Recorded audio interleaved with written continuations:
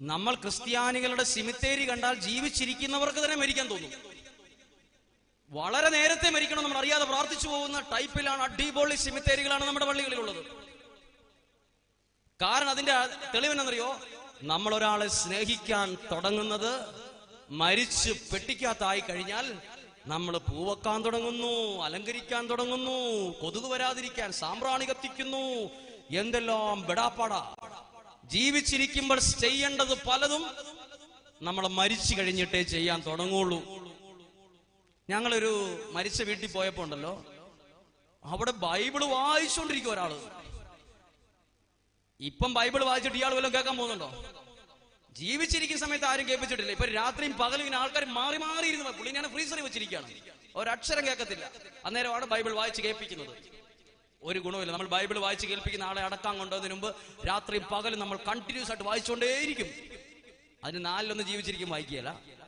ഒന്ന് നമ്മൾ ശരിക്കും ശ്രദ്ധിച്ചു നോക്കിയേ, നമ്മൾ ആരാ ജീവിച്ചിരിക്കുമ്പോൾ സ്നേഹിക്കുന്നത്? ഒന്ന് രണ്ട് കാര്യങ്ങൾ പറയാം. നമ്മൾ മരിച്ചു കഴിയുമ്പോഴാണ് ഒരാളെ കുറിച്ച് നല്ലത് പറയാൻ പോകുന്നത്. ഉദാഹരണം, ജീവിച്ചിരിക്കുമ്പോൾ നമ്മളൊരു കുഞ്ഞു മിസ്റ്റേക്ക് കണ്ടാൽ വരെ നമ്മളവിടെ മൈക്കെടുത്ത് പറയും. ഇപ്പം നമ്മൾ ചോറും കറിയും എല്ലാം ഉണ്ട്, ഒരു കറിക്ക് മാത്രം ഇച്ചിരി ഉപ്പില്ല, അന്നേരം നമ്മൾ മൈക്കെടുക്കും. ഉപ്പില്ലല്ലോ ഇതിന്, ആ ഉപ്പില്ല എന്ന് പറയാൻ നമ്മൾ മൈക്കെടുക്കും, മൈക്ക്. പക്ഷെ ഈ കറി നല്ലതാന്ന് പറയാൻ നമ്മളൊന്നും മൈക്കെടുക്കാനൊന്നും പോവില്ല. ഈ ചോറ് നല്ലതാ കേട്ടോ, ഇതാരാ വച്ചത്, നന്നായിരുന്നു, ആ മൈക്കെടുക്കില്ല, അത് ഇവിടെ വെക്കോളൂ, ഉള്ളി വെക്കോളൂ, പറയത്തില്ല. മരിച്ചു കഴിയുമ്പോൾ ആ മരിച്ച വീട്ടിലിരുന്ന് മരിച്ചു കഴിയുമ്പോഴേ ആശുപത്രിക്കാർ എന്ത് ചെയ്യുന്നറിയോ? ചെവിക്കാത്തൊരു 2 കിലോ പഞ്ഞി കയറ്റി വെക്കും, ഇനിയൊന്നും കേൾക്കാതിരിക്കാൻ. അത്രയും നാള് കേട്ടത് മതി. ഈ പഞ്ഞി നിറച്ച് തിരികെ കഴിയുമ്പോഴാ ആ വീട്ടിലുള്ളവർ ഇങ്ങനെ പറയുന്നേ, നല്ലൊരു മനുഷ്യനായിരുന്നു. ഇപ്പൊ ഒരക്ഷരം കേൾക്കത്തില്ല. അപ്പോഴാ നമ്മൾ നല്ലത് പറയുന്നത്. അയ്യോ എന്ത് നല്ല അമ്മച്ചിയായിരുന്നു അറിയാമോ, ഭയങ്കരമായി പോയി. ജീവിച്ചിരിക്കുമ്പോൾ പറയേണ്ടതായിരുന്നു, പക്ഷെ നമ്മൾ മരിച്ച് പെട്ടിക്കാതായപ്പോഴാ പറയുന്നത്. അന്നേരമല്ല ഇത് പറയേണ്ടത്, ഇത് ജീവിച്ചിരിക്കുമ്പോൾ പറയണമായിരുന്നു. ഹല്ലേലൂയ. 2, നമ്മളെപ്പോഴാ ബാംഗ്ലൂരിൽ നിന്ന് പൂ വരുത്തുന്ന എപ്പോഴാണെന്നറിയോ? മരിച്ചു കഴിയുമ്പോൾ ഒരാളുടെ മൂക്കിനകത്ത് മുഴുവൻ പഞ്ഞി കയറ്റും. അങ്ങ് പഞ്ഞി കയറ്റി നിറച്ചു വെക്കുമ്പോഴാണ് നമ്മൾ, ഒരിക്കലും മണമറിയാൻ ഇനി പറ്റത്തില്ല. അന്നേരമാണ് നമ്മൾ ബാംഗ്ലൂരിൽ നിന്ന് 5000, 10,000 രൂപയുടെ പൂ വരുത്തി ഊട്ടി ഫ്ലവർ ഷോ പോലെ അങ്ങ് ആക്കും ഈ പെട്ടി. നമുക്കൊരു സെൽഫി എടുത്താലോ എന്ന് വരെ തോന്നും. ചിലപ്പോ ഒരു സെൽഫി അങ്ങ് എടുത്താലോ, അതേ ലെവലിൽ നമ്മളാക്കും. ഇപ്പൊ അതിന് പ്രത്യേക ആൾക്കാരൊക്കെ ഉണ്ട്. ഇപ്പം അതായത് ഒരാൾ പറഞ്ഞു, ഇങ്ങനെ മരിച്ചു കിടന്നപ്പോൾ പറഞ്ഞു, ജീവിച്ചിരിക്കുമ്പം നേരെ ആകാത്തവര് മരിച്ചു കഴിഞ്ഞാൽ നേരെയാവും, ഉറപ്പാണ്. ശരിയാണോ? അതായത് ജീവിച്ചിരിക്കുമ്പോൾ ഒരിക്കലും ആരും പറഞ്ഞാലും കേൾക്കൂല, ഉപദേശിച്ചാലും ഇഷ്ടമല്ല. അങ്ങനെയുള്ള ഒരാളും മരിച്ചാലും ആ ആശുപത്രിക്കാർ എന്ത് ചെയ്യും? നേരെയാക്കിയ കുഴി വെക്കുള്ളൂ, നേരെ വാട്ടർ ലെവൽ നേരെയാക്കും. അതുകൊണ്ട് ആരും ജീവിച്ചിരിക്കുമ്പോൾ നേരെ ആകില്ല എന്നോർത്ത് വിഷമിക്കേണ്ട. മരിച്ചു കഴിഞ്ഞാൽ നേരെയാകും, ഉറപ്പായിട്ട് നേരെയാകും. നേരെ കുഴിയിലേക്ക് പോകും, അവിടെ നേരെ നരകത്തിലേക്ക് പോകാൻ സാധ്യതയുണ്ട്. നേരെ എല്ലാം കറക്റ്റ് ആയിട്ടായിരിക്കും പോകും. പറഞ്ഞേ ഹല്ലേലൂയ, ചേർന്ന് പറഞ്ഞേ ഹല്ലേലൂയ. അപ്പോഴാണ് നമ്മൾ പൂ വരുത്തുന്നത്. ഇനി എപ്പോഴാ ഒരമ്മച്ചി പറഞ്ഞു, എടാ ഇവിടെ മുഴുവൻ കൊതുകാടാ, നീ കുറച്ച് കൊതുകുതിരി മേടിച്ചോണ്ട് വാ പോയിട്ട് വരുമ്പോ. ഇവൻ എല്ലാ ദിവസവും പറയും, അയ്യോ അമ്മ മറന്നുപോയി, അയ്യോ അമ്മ മറന്നുപോയി. എല്ലാ ദിവസവും മറക്കലാണ്. ഈ അമ്മച്ചി മരിച്ചു കഴിഞ്ഞാലോ ഒരു 100 കിലോമീറ്റർ ചുറ്റളവിൽ ഒരു കൊതുകും വരാത്തത്ര പുകയ്ക്ക് ഇവിടെ പുകയോട് പുകയായിരിക്കും. ഒരു സാമ്പ്രാണി തീരുന്നതിനും അടുത്ത സാമ്പ്രാണി. അവിടെ നിന്നൊരു മരിച്ച് പെട്ടിക്കകത്ത് കിടക്കുന്നവനെ ഇപ്പൊ കൊതുകിന് പോലും വേണ്ട. അന്നേരമാണ് നമ്മൾ കൊതുക് തിരി കത്താൻ തുടങ്ങുന്നത്. എല്ലാം നമ്മൾ മരിച്ചു കഴിഞ്ഞിട്ടാ പലതും ചെയ്യുന്നത്. ഇനി എപ്പോഴാ നമ്മള് നല്ല ഭക്ഷണം വിളമ്പുന്ന ഒരു സ്ഥലം? എപ്പോഴാ? മരിച്ച് 41 ഇങ്ങ് വരട്ടെ. അയ്യോ, നമ്മൾ തന്നെ ചിന്തിക്കും, ചേട്ടാ കല്യാണമാണോ ഇവിടെ? കോഴി പൊരിച്ചത്, കാട വറുത്തത്, ചോറൊഴിക്കട്ടെ, ചാറൊഴിക്കട്ടെ, എന്തെല്ലാം ബഹളങ്ങൾ. 41 പോലും. 41 ജീവിച്ചിരിക്കുമ്പോൾ എടാ ഇച്ചിരി ഇറച്ചി മേടിക്കാൻ പറ്റുമെങ്കിൽ മേടിക്കടാന്ന് പറഞ്ഞ ആൾക്കാരാണ് ആ മരിച്ചുപോയ ആൾക്ക് വേണ്ടി 41 ഇറച്ചി വിളമ്പും. ജീവിച്ചിരിക്കുമ്പോൾ ഒരു ചെരുപ്പ് പോലും മേടിക്കാത്തവർ മരിച്ചു കഴിയുമ്പോൾ ഷൂ മേടിച്ചു കൊടുക്കും. ഷൂ മരിച്ച ആൾക്കാർ ഇംഗ്ലീഷ് മീഡിയത്തിൽ സ്കൂളിൽ പോകുന്ന പോലെയാണ് കിടക്കുന്ന പെട്ടിക്കകത്ത്. ഷൂ കിട്ടായിരിക്കും കിടക്കുന്നത്. നമ്മൾ വിചാരിക്കും, എന്ത് ദൈവം 12,000 ഷൂ ആണല്ലോ ഇത് കിടക്കുന്നത്.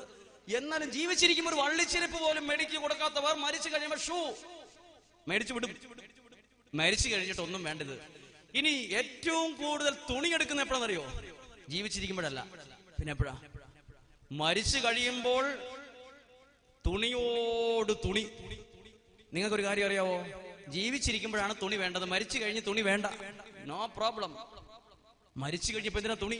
ജീവിച്ചിരിക്കുമ്പോ നമുക്ക് തുണി എടുത്ത് കൊടുക്കത്തില്ല. മരിച്ച വീട്ടിൽ പോയി നോക്കിക്കേ, ദൈവമേ, എല്ലാവരും വരുന്നത് ഓരോ തുണിക്കടയുടെ പേര് ഗംഗാ ടെക്സ്റ്റൈൽസ്, കൂടെ അവിടെ ഇടുന്നു, തുണി പുതപ്പിക്കുന്നു. തുണിയോട് തുണി. ഇത്രയും തുണി പുള്ളി കാണുവാണെങ്കിൽ പുള്ളി ഒരു മാസം കൂടെ ജീവിച്ചിരുന്നേരെന്ന് എനിക്ക് തോന്നിപ്പോയിട്ടുണ്ട്. ഇത്രയും തുണി, ഫുൾ തുണി, തുണിയോട് തുണി. ജീവിച്ചിരിക്കുമ്പോ മേടിച്ചു കൊടുക്കേണ്ടതാണ് തുണി, അന്നേരം മേടിച്ചു കൊടുക്കൂല. മരിച്ചു കഴിഞ്ഞിട്ട് തുണി, മരിച്ചു കഴിഞ്ഞിട്ട് ഭക്ഷണം. ഇനി എപ്പോഴാ ഗ്രൂപ്പ് ഫോട്ടോ എടുക്കുന്ന ഒരു സ്ഥലം? എപ്പോഴെപ്പോഴാ? ഇപ്പൊ എടുക്കുന്ന ഫോട്ടോയുടെ പേരൊക്കെ എന്താണ്? ഇപ്പൊ ഞാനും എന്റെ വളരെ പ്രിയപ്പെട്ട ആൾ സെൽഫി എടുക്കും. ഗ്രൂപ്പ് ഫോട്ടോ അവിടെ വേറെ ആരെങ്കിലും ഉണ്ടെങ്കിൽ ഞാൻ ഇങ്ങോട്ട് തിരിയും, അപ്പുറത്തൊരാളുടെ അങ്ങോട്ട് തിരിയും. ഇപ്പൊ എടുക്കുന്ന ഫോട്ടോയുടെ, ജീവിച്ചിരിക്കുമ്പോൾ എടുക്കുന്ന ഫോട്ടോയുടെ പേരാണെന്ത്? സെൽഫി. മരിച്ചു കഴിഞ്ഞാൽ എടുക്കുന്ന ഫോട്ടോയുടെ പേരാണെന്ത്? Group photo. ഇപ്പൊ മരിച്ച വീട്ടിൽ പോയാലാണ് ഗ്രൂപ്പ് ഫോട്ടോയും അതുമായി സംബന്ധിച്ച കോമഡിയും കാണാൻ പറ്റും.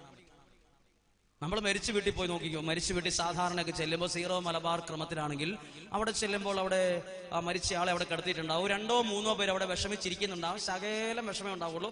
അകത്തേക്ക് കയറി നോക്കുമ്പോൾ ഓരോ മുറികൾ കൂടെ അകത്ത് ലോക വിവരങ്ങൾ, അമേരിക്കൻ പ്രസിഡന്റിനെ മാറ്റിയെന്ന് വരെ പറയുന്ന ആൾക്കാർ അകത്തിരിപ്പുണ്ട്. അപ്പൊ പ്രിയങ്ക ഗാന്ധി വന്നു എന്ന് പറഞ്ഞാൽ ഇലക്ഷനെ കുറിച്ച് പറയുന്നവർ അപ്പുറത്തെ മുറിയിലുണ്ട്. എല്ലാ വിവരങ്ങളും പറയുന്നവർ അകത്തുണ്ടാകും. ഇനി പ്രാർത്ഥനയൊക്കെ ചൊല്ലി ഈ പെട്ടി കിടക്കുന്ന ആളെ എടുത്ത് പള്ളിയിലേക്ക് കൊണ്ടുപോകുന്നതിന് മുമ്പ് പ്രാർത്ഥന കഴിഞ്ഞ് കുറച്ചു നേരമേ ഒരു സംഭവം ഉണ്ട്. ആ കുറച്ചു നേരം സമയത്ത് പെട്ടെന്ന് അവിടെ ഒരാൾ വരും. ഈ ബോഡി ഇനി എടുത്ത് കൊണ്ടുപോകാൻ വീട്ടിൽ നിന്ന് കൊണ്ടുപോകുന്ന സമയത്ത് ഒരാൾ വരും. അവിടെ വന്നിട്ട് പിന്നെ ഒരു ഗ്രൂപ്പ് ഫോട്ടോ എടുക്കുന്ന ഒരു ചടങ്ങുണ്ട്. അത് നിങ്ങൾ ശ്രദ്ധിച്ചാൽ നല്ല. ഇനി തൊട്ട് ശ്രദ്ധിക്കണം. എപ്പോഴേലും പോവുകയാണെങ്കിൽ അവിടെ ഒരാൾ വരും. എടാ, ആ തങ്കച്ചനെ വിളിച്ചടാ, തങ്കച്ചനെ വിളിച്ചേ, മേരിയുടെ അവളോട് വരാൻ പറ, എടാ പിള്ളേരെന്തിയാ, പിള്ളേരെ വരാൻ പറ. എന്നാത്തിനാ ഇപ്പൊ വിളിക്കുന്നേ? ഈ തങ്കച്ചനെ മേരിനെ വിളിക്കുന്നത് എന്തിനാ? ഇവിടെ നിർത്തി ഒരു ഫോട്ടോ. അപ്പൊ നമ്മൾ നോക്കും, ദേവി ആരാണ് അപ്പൊ? തങ്കച്ചൻ. ആ തങ്കച്ചനും മേരി എല്ലാം കൂടി ഇവിടുന്ന് വരുമ്പം അത്യാവശ്യം നല്ല പ്രസാദത്തിലായിരിക്കും ഇങ്ങ് വരുന്നത്. ഈ പെട്ടിയോട് അടുത്തടുത്ത് വരുമ്പോ അവരുടെ മുഖം ഒപ്പീസ് പോലെ ആക്കും. അപ്പൊ നമുക്ക് തോന്നും, ദൈവമേ, മമ്മൂട്ടി മോഹൻലാലിന്റെ ഒക്കെ അതേ അഭിനയിക്കാനുള്ള കഴിവ് ഈ തങ്കച്ചേട്ടൻ മേരി ചേച്ചിക്ക് ഉണ്ടായിരുന്നില്ല. ഇവരെന്താ സിനിമയിൽ എടുക്കാഞ്ഞാവോ? അതിനേക്കാൾ അഭിനയിക്കാൻ കഴിവുള്ളവരാണ്. അപ്പൊ ചിലപ്പോ നിങ്ങൾ പറയും, ഇച്ചിരി അഭിനയിക്കാൻ അറിയാവുന്നോണ്ടാ പിടിച്ചു നിൽക്കുന്നതെന്ന്. കറക്റ്റാണത്. മോഹൻലാലിന്റെയും മമ്മൂട്ടിയുടെ അത്രയും നമുക്ക് അഭിനയിക്കാൻ അറിയത്തില്ലേലും കുറച്ചൊക്കെ അഭിനയിക്കാൻ എല്ലാവർക്കും അറിയാം. അങ്ങനെ അവിടെ നിന്ന് ഒരു ഫോട്ടോയൊക്കെ എടുത്ത് മുഖമൊക്കെ ഏകദേശം ഒരു ദുഃഖഭാവത്തിലൊക്കെ ആക്കി ചിരിച്ചോണ്ടങ്ങ് പോകും. ഇതാണ് നമ്മുടെ വീട്ടിൽ നമുക്ക് ഒരു സ്നേഹവും ഇല്ല. ഞാൻ ഞങ്ങളുടെ താമസിക്കുന്ന സ്ഥലത്ത് ജസ്റ്റ് റോഡിന്റെ അടുത്ത് നിൽക്കുക. അപ്പോൾ ഒരു ബൈക്കുകാരൻ പെട്ടെന്ന് അങ്ങ് കടന്നുപോയി. ബ്രേക്ക് പിടിച്ചിട്ട്, അധികം ബ്രേക്ക് ഇല്ലാത്ത വണ്ടിയാ, അതുകൊണ്ട് നിന്നില്ല. കുറച്ച് മുന്നോട്ട് പോയിട്ട് അദ്ദേഹം തിരിച്ചു വരണ്ടല്ലോ എന്ന് വിചാരിച്ച് എന്നോട് ഹെൽമെറ്റ് ഇങ്ങനെ പൊക്കിയിട്ട് പറഞ്ഞു, അച്ഛാ, നമ്മുടെ ആ ചേട്ടൻ രാത്രിക്ക് ഔട്ടായി പോയി എന്ന് പറഞ്ഞു. ഏത് ചേട്ടൻ എന്ന് ചോദിച്ചാൽ അയാൾ പറഞ്ഞോണ്ട് വണ്ടി എടുത്ത് പോയി. ഞാൻ അപ്പുറത്തെ കടയിൽ പോയി അന്വേഷിച്ചു, ദൈവം ഏത് ചേട്ടനാണ് ഈ രാത്രിക്ക് ഔട്ടായി പോയത്? അപ്പോൾ ആ ചേട്ടൻ പറയാം, കടക്കാരൻ പറഞ്ഞു, അച്ഛാ, ഔട്ടായി പോയതല്ല, ഹാർട്ട് അറ്റാക്ക് ആയിട്ട് മരിച്ചതാണല്ലോ. ആരാ ഔട്ടായി എന്ന് പറഞ്ഞത്? അപ്പൊ ഞാൻ പറഞ്ഞു, ആ പോയൊരു പുള്ളി പറഞ്ഞു ഔട്ടായി പോയി. ഞാനാണെങ്കിൽ എനിക്കറിയാവുന്ന പുള്ളി ക്രിക്കറ്റ് കളി അറിയത്തില്ലെന്ന് എനിക്കറിയാം. ക്രിക്കറ്റ് കളി അറിയുന്നവരാണ് ഔട്ടായി പോകുന്നത്. ഒരാൾ മരിക്കുമ്പോ പോലും ആൾക്കാർ പറയും ഔട്ടായി പോയി. ഔട്ട്, ആ വാക്ക് തന്നെ സൂചിപ്പിക്കുന്നത് മനുഷ്യര് തമ്മിലുള്ള സ്നേഹം പോയി എന്നാ. പറഞ്ഞേ ഹല്ലേലൂയ, അവർക്ക് പറഞ്ഞേ ഹല്ലേലൂയ. ഇനി ശ്രദ്ധിച്ച്, എപ്പോഴാ ഉമ്മ കൊടുക്കുന്നത്? എപ്പോഴാ ഇപ്പൊ ഉമ്മ കൊടുക്കുന്നത്? ജീവിച്ചിരിക്കുമ്പോൾ ആ ഉമ്മ കൊടുക്കും. ഇവിടെയുള്ള ആൾ ഉമ്മ കൊടുക്കുന്നത് കോയമ്പത്തൂരുള്ള ഒരുത്തരായിരിക്കും രാത്രി 2:30. ഇവിടെയുള്ള ഒരാൾ ഊട്ടിയിലുള്ള ഒരുത്തിക്ക് ഉമ്മ കൊടുക്കും. വീട്ടിലുള്ളവർക്ക് കൊടുക്കേണ്ടവർക്ക് കൊടുക്കുവോ? കൊടുക്കേണ്ടവർക്ക് ഒരിക്കലും കൊടുക്കത്തില്ലത്. കൊടുക്കും എപ്പം? മരിച്ചു പെട്ടിയിലായി ആ കുഴിയുടെ അടുത്ത് കൊണ്ടുപോയി വെക്കുമ്പം ഉമ്മ കൊടുക്കൽ ചടങ്ങിന് ക്യൂ നിൽക്കും ആൾക്കാർ. ഇവിടുന്ന് അങ്ങ് അപ്പുറത്ത് ആശ്രമം വരെ ആൾക്കാർ ക്യൂ. എന്തിനാ? ഉമ്മ കൊടുക്കാനുള്ള ആൾക്കാരുടെ ക്യൂ ആ. ഇത്രയും ഉമ്മ കൊടുക്കാൻ ആൾക്കാരുണ്ടായിരുന്ന പുള്ളി ഒരു 3 വർഷം കൂടെ ജീവിച്ചിരുന്നേനെ. ഇത്രയും ഉമ്മ അദ്ദേഹത്തിന് കിട്ടിയിട്ടില്ല. ശ്രദ്ധിച്ച്, ഇതൊക്കെ ജീവിച്ചിരിക്കുമ്പോ കൊടുക്കേണ്ടതാ. ഇതൊക്കെ ജീവിച്ചിരിക്കുമ്പോ കിട്ടേണ്ടതാ. ഇതൊക്കെ നമ്മൾ എപ്പോഴേ കൊടുക്കുള്ളൂ? മരിച്ചു കഴിഞ്ഞിട്ട് മനുഷ്യന്റെ സ്നേഹം എന്തിനാ? മരിച്ചു കഴിഞ്ഞിട്ട് സ്നേഹം വേണ്ട. ജീവിച്ചിരിക്കുമ്പോ സ്നേഹിക്കണമെന്നാണ് നമ്മുടെ ദൈവം നമ്മളെ പഠിപ്പിച്ചത്. ദൈവവചനം കേൾക്കുന്നത് മരിച്ചു കഴിഞ്ഞിട്ട് കുറെ സ്നേഹിക്കണമെന്ന് പറയാനല്ല, ജീവിച്ചിരിക്കുമ്പോൾ സ്നേഹിക്കണം. പറഞ്ഞേ ഹല്ലേലൂയ. ഒരു കരം ഉയർത്തി പറയാമോ? Hallelujah, hallelujah. കരങ്ങൾ താഴ്ത്തിക്ക്. പ്രിയപ്പെട്ട ശ്രദ്ധിച്ചേ, നമ്മുടെ കുടുംബത്തിൽ ഈ സ്നേഹം പോകാനുള്ള ഒരു കാരണം എന്താണെന്നറിയോ? നമ്മുടെ കയ്യിൽ മൊബൈൽ വന്നു, 4G ആയി, വാട്സപ്പ് ആയി, ഫേസ്ബുക്ക് ആയി. ഇതൊന്നും ഉപയോഗിക്കേണ്ടതല്ല, ഇതെല്ലാം ഒരു ലിമിറ്റ് വെച്ചുകൂടെ നിർത്തേണ്ടത് കൂടിയാ. ഇതൊക്കെ ഇപ്പൊ നമ്മളെ ഭരിച്ചോണ്ടിരിക്കുക. അതുകൊണ്ട് നമുക്ക് എന്ത്, കുടുംബത്തിൽ പ്രാർത്ഥന ചെല്ലുമ്പോ പോലും നമ്മളെ മെസ്സേജ് നോക്കി, വാട്സപ്പ് നോക്കി, ഫേസ്ബുക്ക് നോക്കിയാ നമ്മുടെ പ്രാർത്ഥന പലതും.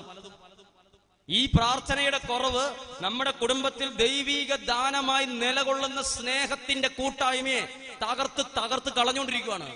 അതുകൊണ്ട് ഞാനൊരു കാര്യം പറയാം, നമ്മളുടെ കുടുംബത്തിൽ പ്രാർത്ഥനയുടെ അളവ് കൂട്ടണം.